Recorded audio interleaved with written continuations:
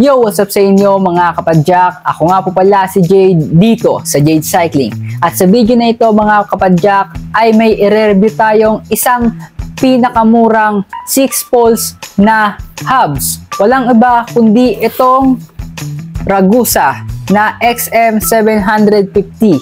So ipapakita ko sa inyo mga kapadyak kung ano nga ba yung material na ginamit dito, ano nga ba yung weight, at kung maganda nga ba yung quality nito. Kaya simulan na natin ito mga kapadyak. So ayun nga mga kapadyak, simulan na natin ang pagre-review dito sa nabili ko Ragusa XM750. So made siya from Ragusa. So alam naman natin kapag Ragusa yung brand, which is mura talaga and quality rin. At kung makikita nyo mga kapadyak, ito yung box niya, Ragusa XM750, yan.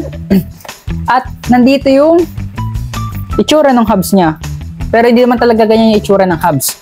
Bali, nandito yung specs ng ating Ragusa na XM750.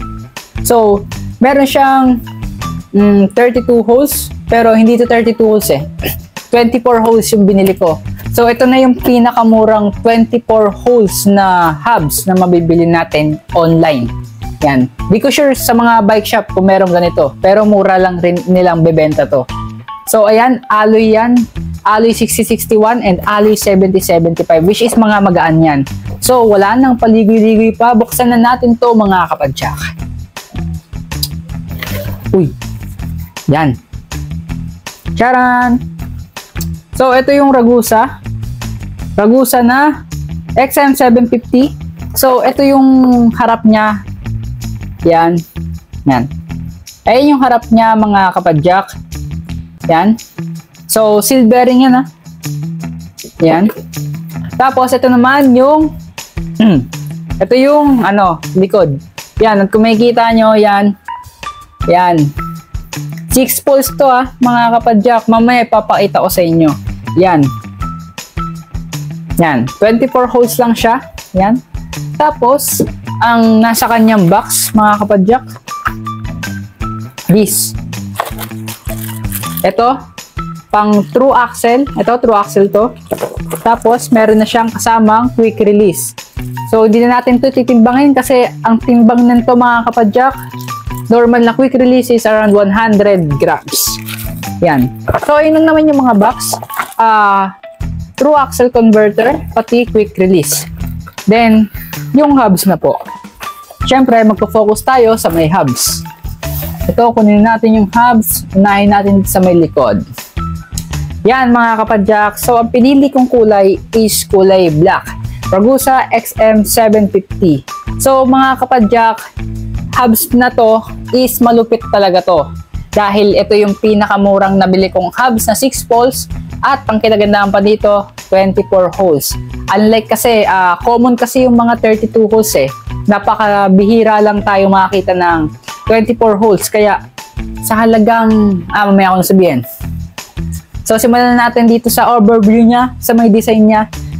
Kulay black lang, minimal lang yung design. Ayan lang yung pangalan. Yan. Yan. Ragusa. Tapos, ito, 24 holes. 1, 2, 3, 4, 5, 6, 7, 8, 9, 10, 11, 12. 12 plus 12 equals 24. At yung body niya is alloy 6061. Yan. Alloy 6061 yan, hindi yan bakal. At ito naman yung true, quick release. Pag tinanggal mo, yan, makikita mo, bearing. Bearing yan. Bearing. Then, tapos dito naman, sa harap, ay, kanan pala niya, is bearing. Yan. So, pasensya na kayo mga kapadyak kung magulo ako mag-review. Papakita ko sa inyo detailed. So, ito naman pre-hub niya is alloy yan. Pero hindi siya 6061, kundi alloy 7075. Okay na rin. Pero, mas bet ko kasi yung bakal eh. Yung steel na ganito. Pero okay na rin as iingatan mo. Yan. Mamaya ako na paparinig yung tunog. Buksan muna natin. Shing! So, ito muna. Yan. So, ito yung laman niya. Mataba yung axle niya. At may bearing sa likod. Sa loob pala. So, ano nito bearing? 6902 2RS. Yan, ito yung bearing niya. 6902 2RS. Tsaka, feel ko rig yung bearing eh. NBK bearing. Yan. Tapos, dito na tayo sa kanyang free hub. So, may kita nyo, 6 poles lang. Ayan, 6 poles. Yan. 1, 2, 3, 4, 5, 6. Yan. Tsaka, nandito yung bearing niya. Tapos ito, tatanggal yan. Yan. Tatanggal yan. Spacer yan, spacer. NBK naman to na 6802 2RS. So, ang kinagandaan dito mga kapadyak is hindi ka mahihirapan maglagay ng grasa. Bakit? Kasi ito mga kapadyak ko, labas na yung bearing. Pati dito, labas na rin yung bearing niya, no? Tapos, ito pa. Oh, lalagyan mo ng grasa yung bearing. Goods, mga kapadyak. Tapos, 6 poles siya at meron siya ditong spring. Ayan, spring. Ayan ang kinagandaan dito eh. Tingnan, detail tayo. Ayan. Itong spring na to is magprotekta dito sa mga poles para hindi siya maulog agad. So, ang ganda. Tapos, kapag ginaganon nyo, ayan o, pag pinupush mo siya, hindi siya katulad ng mga ibang hubs na antigas. Ito, ang lambot. Ayan o. Yan, good job sa'yo, Ragusa, dahil maganda ang hubs.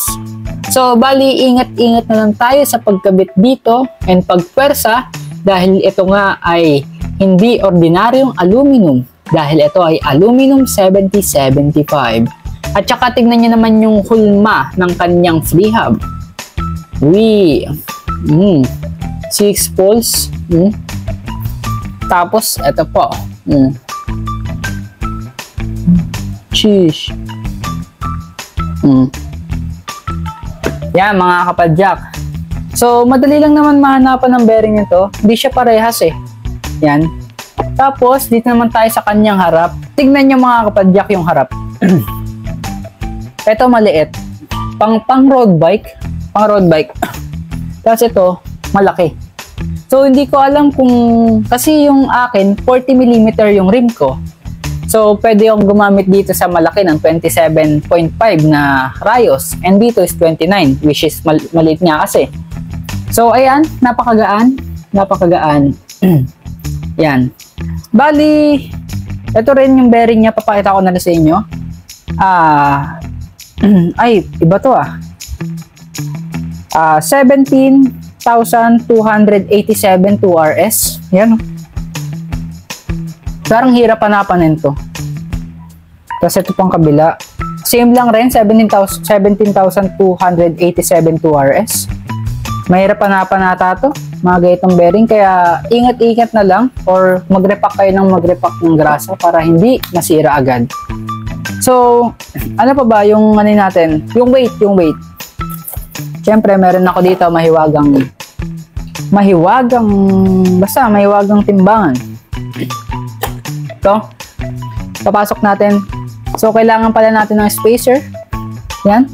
Sa paglagay dapat dito.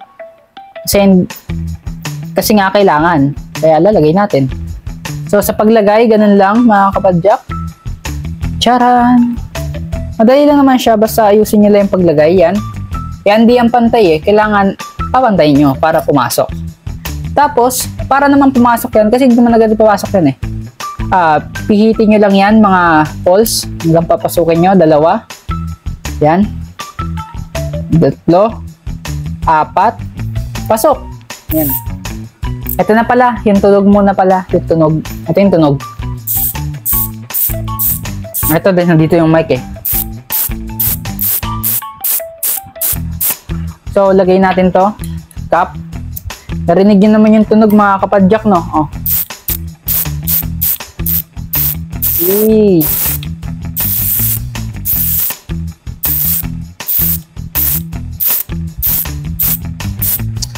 Ang ingay.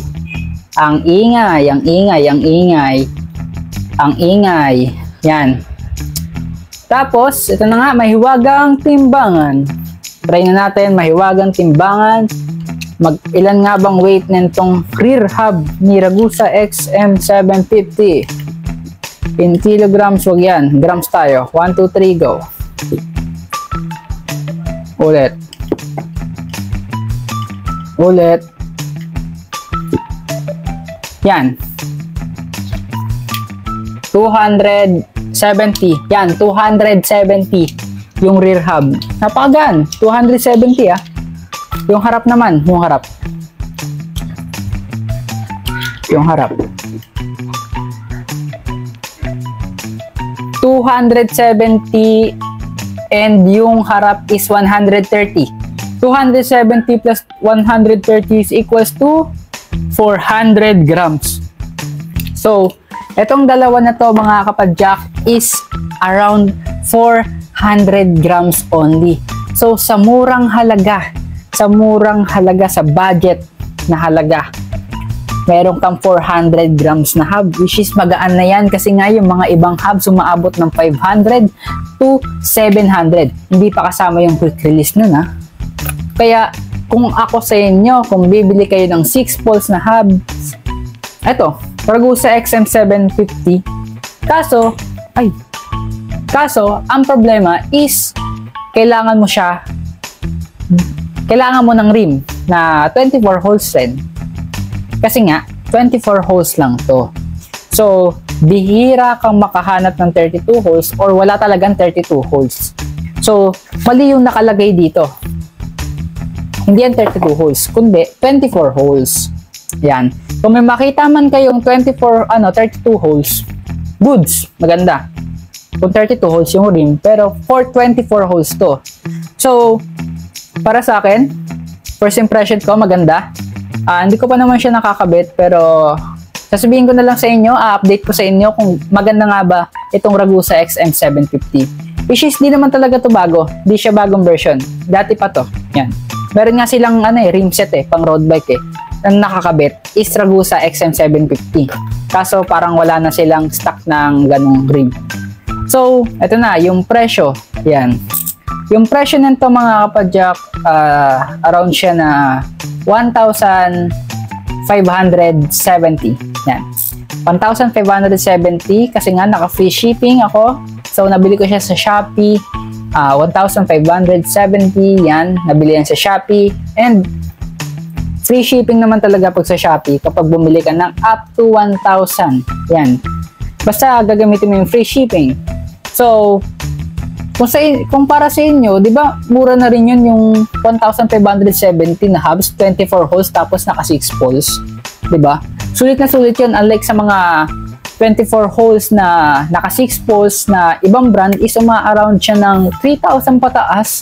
Unlike dito is 1,500. So, di ka nalugi kasi yung naka-alloy na siya, alloy, at tsaka naka-seat bearing na.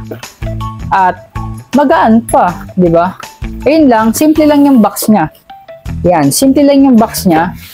Tsaka, para sa akin yung Ragusa kasi, subok ko na yan. Yung mga parts ng bike ko is may parts din ng mga Ragusa.